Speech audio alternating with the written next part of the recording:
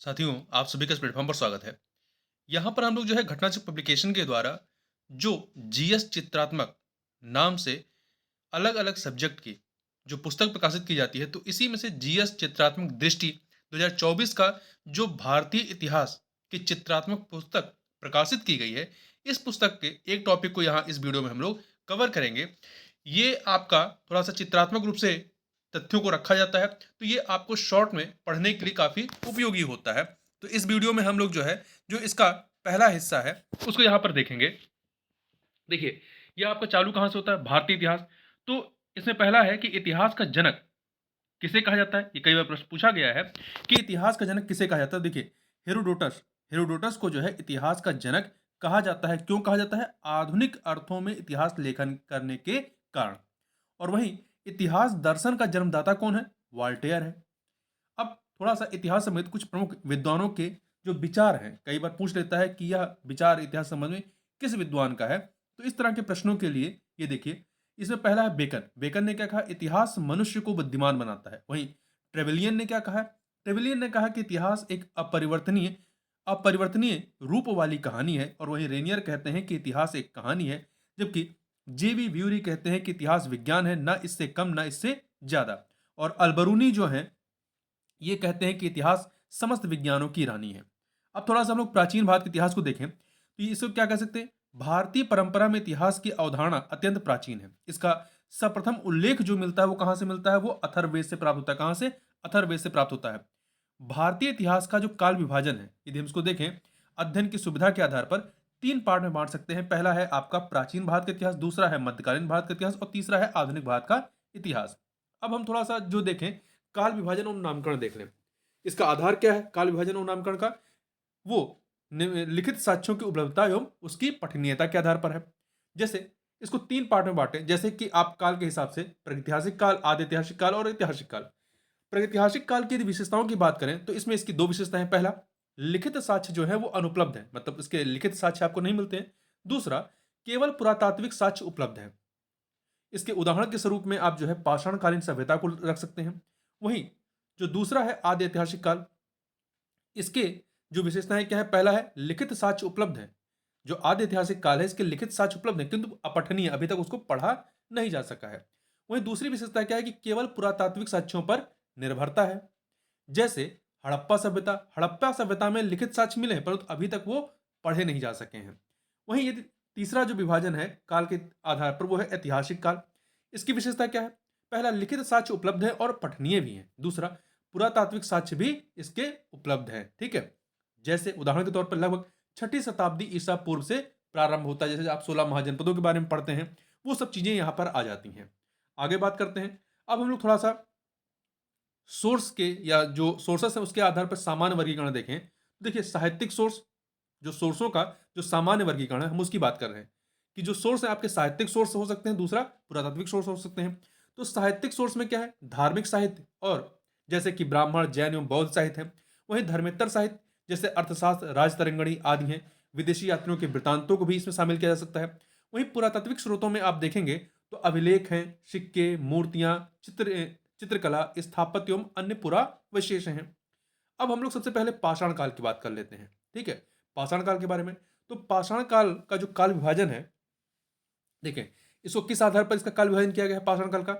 भारत में उपकरणों की भिन्नता के आधार पर पाषाण काल को जो 3 अवस्थाओं में बाँटा गया है। अब ये 3 अवस्थाएँ कौन-सी हैं? एक है आपका पुरापाषाण काल, दूसरा है मध्य पाषाण काल और फिर नवपाषाण काल।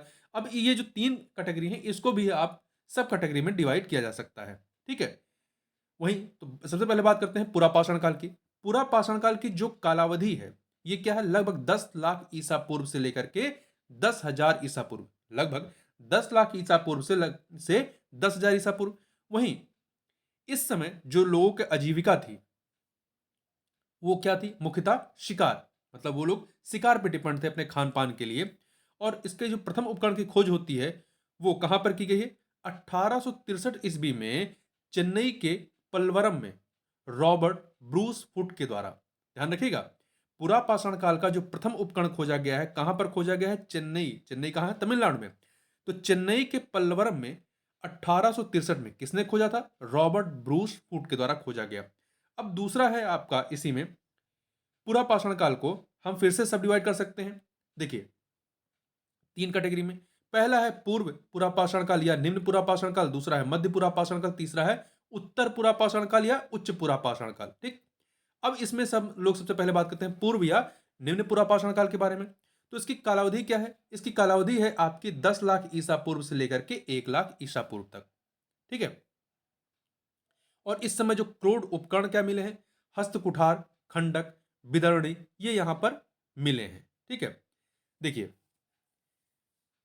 जो पूर्व या निम्न पुरापाषाण काल है, इससे संबद्ध दो प्रमुख संस्कृतियां हैं। कौन सी संस्कृतियां हैं? एक है आपकी चौपर चॉपिंग पेबुल संस्कृत अथवा सोहन संस्कृत। दूसरी है हैंड एक्स संस्कृत अथवा मद्रासी संस्कृत। ठीक है, तो यदि हम लोग पहले बात करें चॉपर चॉपिंग पेबुल संस्कृत अथवा सोहन संस्कृत की, इसका क्षेत्र कहां पे है? इसका विस्तार आपका उत्तर भारत में रहा है। और प्राप्त प्रथम उपकरण कहां से किया गया? 1928 में डीएन वाडिया के द्वारा सोहन नदी घाटी से इसका प्रथम उपकरण जो है प्राप्त होता है। और वही हैंड एक्स संस्कृत अथवा मद्रासी संस्कृत की बात करें तो इसका क्षेत्र विस्तार कहां रहा है? दक्षिण भारत। और इसका प्राप्त प्रथम उपकरण कब है? 1863 ईस्वी में। 1863 ईस्वी में रॉबर्ट ब्रूस फूड द्वारा चेन्नई के पल्लवरम में। ठीक है, तो यदि पूछा जाता है कि पूरा पाषाण काल का जो प्रथम उपकरण मिलता है वो कहां से मिला है? वो आपका चेन्नई के पल्लवरम में 1863 में किसके द्वारा खोजा गया था? रॉबर्ट ब्रूस फूड के द्वारा। आगे बात करते हैं हम लोग, अब बात कर लेते हैं मध्यपुरा पाषाण काल के बारे में। तो यहां पर यदि हम लोग मध्यपुरा पाषाण काल की कालावधि को देखें तो इसकी जो कालावधि क्या है? 1 लाख ईसा पूर्व से लेकर 40,000 ईसा पूर्व तक। और इस समय जो फलक व स्क्रैपर उपकरण मिले हैं क्या है? मध्यम आकार के हस्त कुठार, विदर्णी और छुरिकाएं इत्यादि मिली हैं। इसका जो नामकरण है देखिए, खोज के आधार पर जो इसका नामकरण है वो नेवासाई चरण कहलाता है। और वहीं उपकरण के आधार पर देखें तो फलक संस्कृत या फलक ब्लेड स्क्रैपर संस्कृत कहते हैं मध्यपुरा पाषाण काल को। अब हम लोग बात कर लेते हैं उत्तर या उच्च पुरा पाषाण काल के बारे में। तो देखिए इसकी कालावधि क्या है? इसकी कालावधि जो है 40,000 ईसा पूर्व से 10,000 ईसा पूर्व तक। ठीक है, उपकरण निर्माण तकनीक इस समय क्या रही है? वो है आपकी अप्रत्यक्ष संघात प्रविधि। और प्रधान उपकरण क्या मिला है इस समय? वो है ब्लेड और ब्यूरिकन। इसके अतिरिक्त यहां देखिए इसके जो प्रमुख स्थल रहे हैं उच्च या उत्तर पुरापाषाण काल के, वो कौन कौन से हैं? बेलन घाटी, सोन घाटी, पूर्वी एवं पश्चिमी सिंहभूम और बेमुला आदि। ये नाम याद रखिएगा।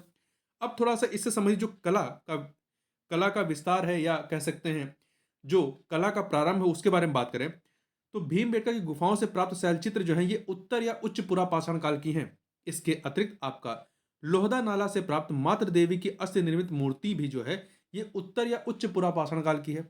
इसी प्रकार से आपका पाटन या पटाने से प्राप्त शुतुरमुर्ग के अंड कवचों पर जो रेखांकन मिलता है वो भी इसी काल का है। और अंड कवच व सीपी के जो मनके मिलते हैं वो भी आपका उत्तर या उच्च पुरापाषाण काल से संबंधित है। अब हम लोग बात कर लेते हैं मध्यपाषाण काल की। तो मध्यपाषाण काल के बारे में बात करें तो सर्वप्रथम जानकारी या खोज की देखें तो कब किया गया? वर्ष किस वर्ष में किया गया? 1867-68 ईस्वी में किया गया। खोजकर्ता कौन थे? आर्कीबाल्ड कैम्पबेल कार्लाइल। ठीक है, आर्कीबाल्ड कैम्पबेल कार्लाइल। प्राप्त साक्ष्य मतलब पहला इसका साक्ष्य कहां मिलता है? तो है बिंद क्षेत्र से शैल चित्र के रूप में मिलता है। अब इसकी कालावधि की बात करें तो इसकी कालावधि क्या है? 10,000 ईसा पूर्व से लेकर के 7,000 ईसा पूर्व तक रहते हैं इसकी कालावधि।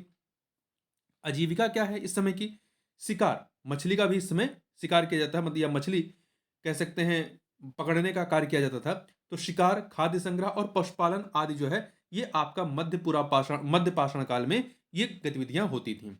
वहीं इस समय की विशिष्ट उपकरणों की यदि बात करें तो विशिष्ट उपकरण कौन थे? वो थे आपके सूक्ष्म सूक्ष्म पाषाणोपकरण, माइक्रोलिथिक टूल्स थे ये। प्रक्षेपास्त्र तकनीक, तीर धनुष का इस्तेमाल भी किया जाता था इस समय। और इस समय की विशेषता क्या रही है? वो है मानव अस्थि पंजर की सर्वप्रथम प्राप्ति जो आपकी होती है वो कब होती है? वो होती है आपकी मध्य पाषाण काल से। इस चीज को भी आप ध्यान रखिएगा कि मानव अस्थि पंजर की सर्वप्रथम प्राप्ति कब होती है? मध्य पाषाण काल। तो ये आपका एक कह सकते हैं इंपॉर्टेंट क्वेश्चन बन सकता है। ठीक है, अब यदि हम बात करें कि इस समय के जो प्रमुख ऐसे स्थल जहां पे मध्य पाषाण काल के साक्ष्य मिले हैं वो कौन से? इसमें सबसे पहला है आपका गुजरात का लंघनाज। गुजरात के लंघनाज से जो है 14 मानव कंकाल मिले हैं मध्य पाषाण काल के। और वहीं उत्तर प्रदेश के प्रतापगढ़ के माधा से भी मध्य पाषाण काल के साक्ष्य मिले हैं। साक्ष्य के रूप में क्या मिला है? 28 समाधियां, बूचड़खाना, हड्डी व सींग से निर्मित उपकरण। इसके अतिरिक्त आपका उत्तर प्रदेश के मिर्जापुर के लिखैया से 17 समाधान के साक्ष्य मिले हैं। और आपका उत्तर प्रदेश के प्रतापगढ़ से ही जो दमदमा जगह है, यहां से 41 समाधान मिले हैं। और उत्तर प्रदेश के प्रतापगढ़ के सराय नाहर राय से 11 समाधान मिले हैं। तो ध्यान रखिएगा, आपका उत्तर प्रदेश के प्रतापगढ़ में मादहा, दमदमा और सराय नाहर राय, ये तीनों ही जो स्थल है वो मध्य पाषाण काल से संबंधित हैं। पशुपालन के साक्ष्य भी आपको मध्य पाषाण काल में मिलते हैं। तो मध्य पाषाण काल के पशुपालन के जो साक्ष्य मिलते हैं वो दो जगह पे हैं। दो जगह महत्वपूर्ण कौन से हैं? ये इन दोनों पे प्रश्न आपका पूछा गया है। एक है आपका राजस्थान का बागोर और दूसरा है मध्य प्रदेश का आदमगढ़। ठीक है, पहला आपका कौन सा है? राजस्थान का बागोर, दूसरा है मध्य प्रदेश का आदमगढ़। तो ध्यान रखिएगा, राजस्थान और मध्य प्रदेश दोनों जगह से पशुपालन के साक्ष्य मिले हैं मध्य पाषाण काल के। अब नवपाषाण काल की बात कर लेते हैं। नवपाषाण काल की जो कालावधि रही है वो है आपकी 7000 ईसा पूर्व से लेकर के 1000 ईसा पूर्व तक। इस चीज को याद रखिएगा। इस समय की विशेषताएं क्या मिलती हैं? कृषि, पशुपालन, हस्त व चाक निर्मित मृदभांड, आवास निर्माण आदि जो है आदि क्रियाकलाप या गतिविधियां इस समय प्रारंभ हो गई थी या इस प्रकार की गतिविधियां हो रही थी। इस समय के जो विशिष्ट उपकरण है वो आप देखें तो पॉलिशदार उपकरण, विशेषकर कुल्हाड़ी। विशिष्ट तथ्यों की बात करें थोड़ा सा, कि खाद्यान्नों का सर्वप्रथम उत्पादन वो आपको इसी नवपाषाण काल में मिलता है। आग का प्रयोग, जो इस नवपाषाण काल की सबसे महत्वपूर्ण उपलब्धि थी वो क्या था? आग का प्रयोग। तो कई बार पूछा जाता है कि आग का प्रयोग किस काल में होता है? तो ध्यान रखिएगा, नवपाषाण काल में होता है। ठीक है, अब हम लोग थोड़ा सा बात कर लेते हैं आपके नवपाषाण कालीन जो प्रमुख स्थल रहे हैं उनके बारे में। तो देखिए, कुछ ऐसे स्थल और वहां से प्राप्त साक्ष्यों को पहले देखें। जैसे आपके भारत के लहुरा देव से क्या मिला है? चावल का प्राचीनतम साक्ष्य मिला है, याद रखिएगा। और पाकिस्तान के मेहरगढ़ से गेहूं का प्राचीनतम साक्ष्य मिला है। तो ये महत्वपूर्ण प्रश्न है कि पूछा जाए कि चावल का प्राचीनतम साक्ष्य कहां से मिला है? भारत के लहुरा देव से। और गेहूं का प्राचीनतम साक्ष्य कहां से मिला? पाकिस्तान के मेहरगढ़ से। वहीं भारत के गुफकराल से कृषि और पशुपालन के साक्ष्य मिलते हैं। इसके अतिरिक्त कई बार प्रश्न पूछा गया, राग के टीले कहां से मिले हैं? तो 3 नाम याद रखिएगा आप, शगनकल्लू, पिकलीहल और उतनूर। ये आपके साउथ में है, दक्षिण भारत में। ठीक है, शगनकल्लू, पिकलीहल और उतनूर है। अब हम लोग यहां पर बात करते हैं नवपाषाणकालीन जो प्रमुख स्थल हैं उनमें से। देखिए, सबसे पहले बात करते हैं बुर्ज होम। मतलब इसका अर्थ क्या होता है?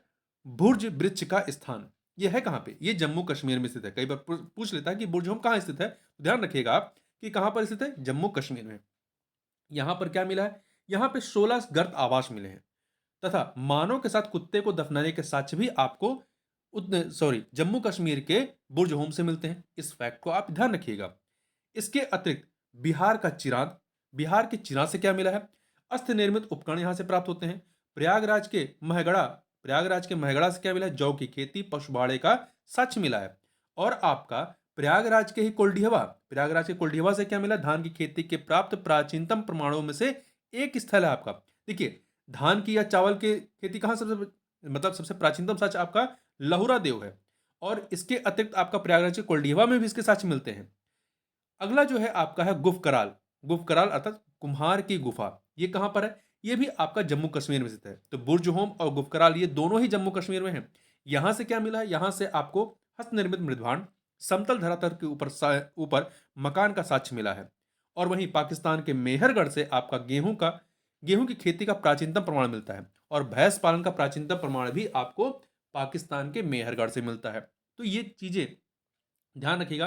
कई बार पूछा जाता है आपसे कि ये स्थल किस काल से संबंधित है। तो नवपाषाण कालीन जो प्रमुख स्थल है वो कौन कौन से हैं? जम्मू कश्मीर का बुर्ज होम, जम्मू कश्मीर का गुफकराल, प्रयागराज का या इलाहाबाद का कुलडीहवा और महगड़ा, बिहार का चिराग और पाकिस्तान का मेहरगढ़। आगे बढ़ते हैं। आगे हम लोग थोड़ा सा भीमबेटका जो शैलचित्र है इसके बारे में थोड़ी बात कर लें। तो भीमबेटका शैलचित्र देखिए है कहां पे? तो ये आपका मध्य प्रदेश के रायसेन जिला में है। इसकी खोजकर्ता कौन रहे? मतलब सबसे पहले खोजा किसने?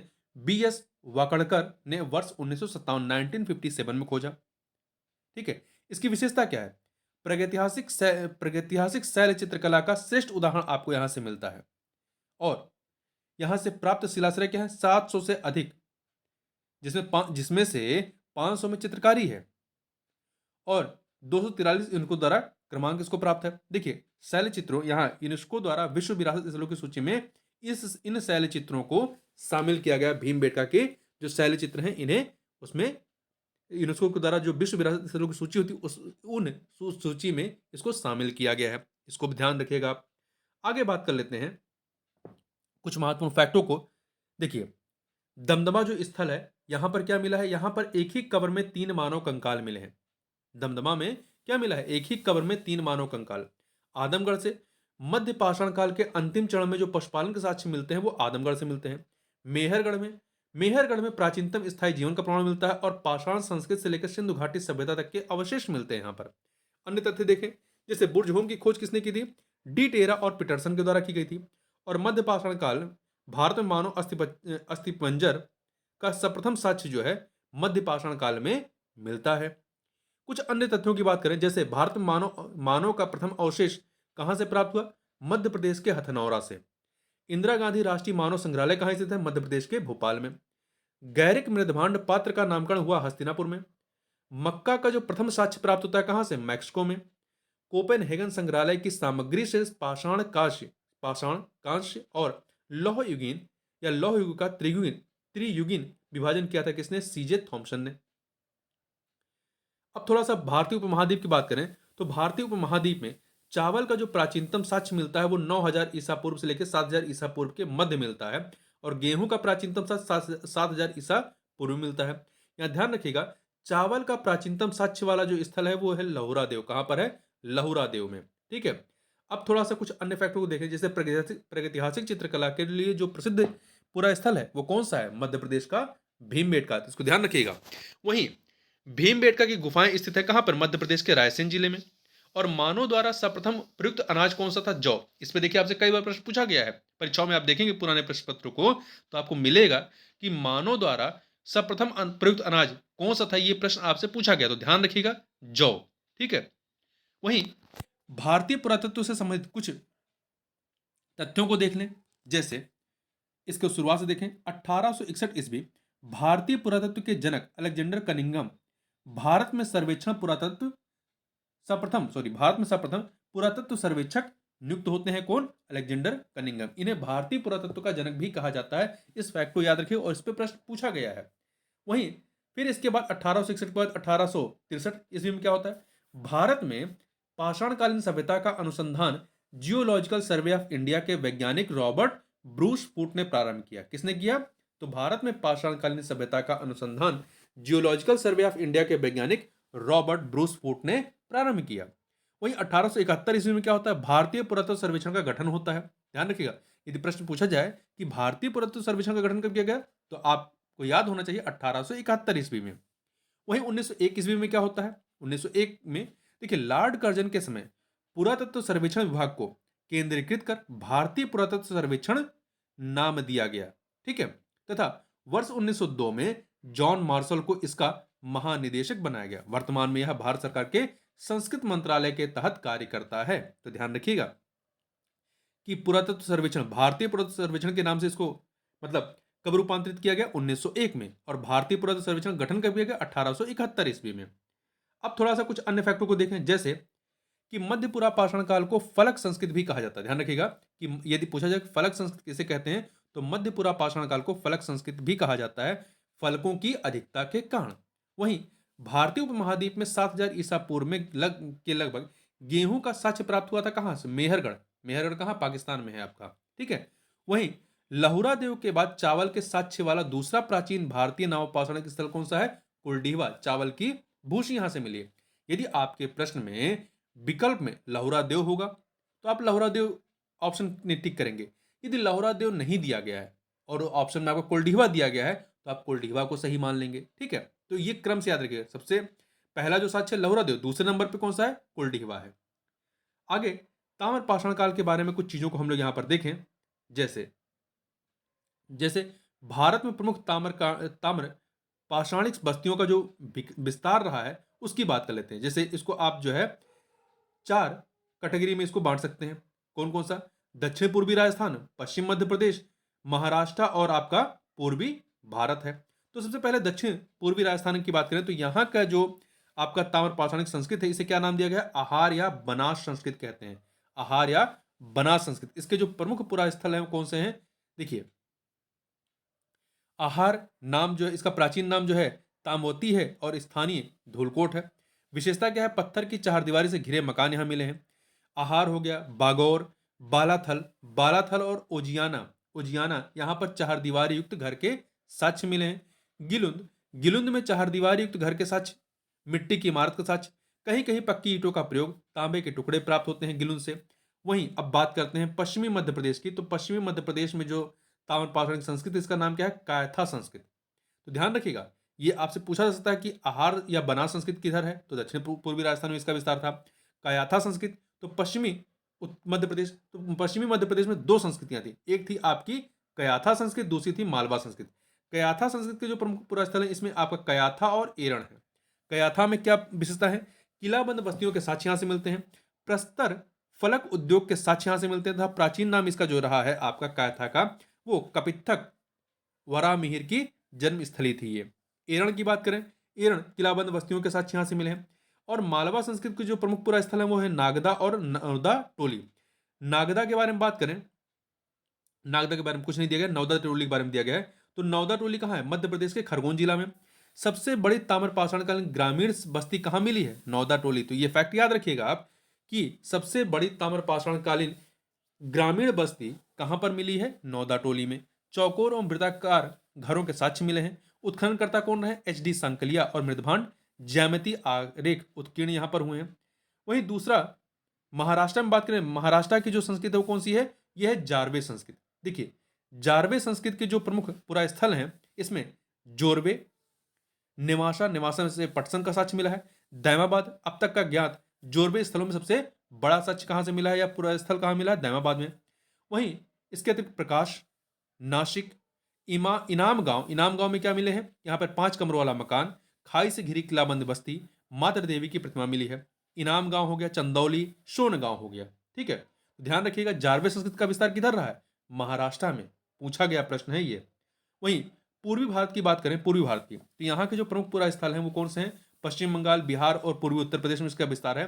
तो पश्चिम बंगाल में पांडु राजर डिवी, महिषदल, बिहार में शिनवार, सोनपुर, ताराडीह और चिनाद है।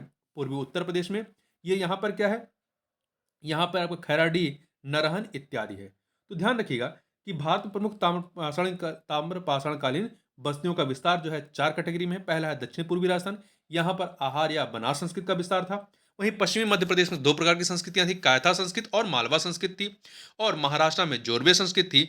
और आपका पूर्वी भारत में यहाँ पे कोई आपका एक पर्टिकुलर नाम नहीं दिया गया है, विभिन्न स्थल यहाँ पर मिलते हैं। तो इस वीडियो में बस इतना ही। इससे आगे की चीजों को हम लोग जो है नेक्स्ट वीडियो में कवर करेंगे। आपका जो भी फीडबैक है आप कमेंट बॉक्स में अपने फीडबैक को दे सकते हैं, जो भी सुझाव आप दे सकते हैं, उस हिसाब से इसमें हम और भी सुधार करने का पूरा प्रयास करेंगे। तो इस वीडियो में बस इतना ही, मिलते हैं नेक्स्ट वीडियो में, तब तक के लिए बहुत बहुत धन्यवाद।